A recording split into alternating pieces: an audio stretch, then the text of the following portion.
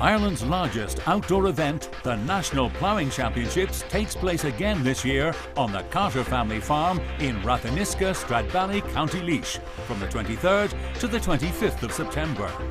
Showcasing the very best in Irish food, farming and culture, the event will attract over 200,000 visitors during the 3 days.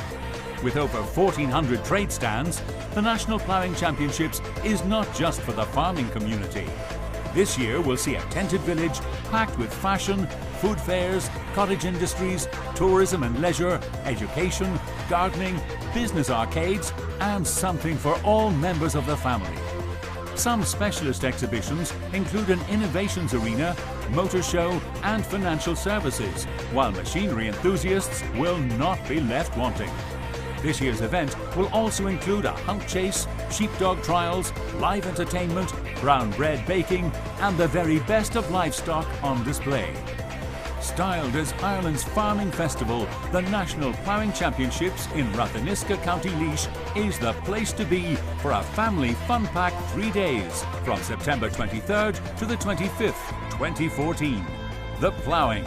If you've been, no explanation is necessary. If you haven't, no explanation is possible.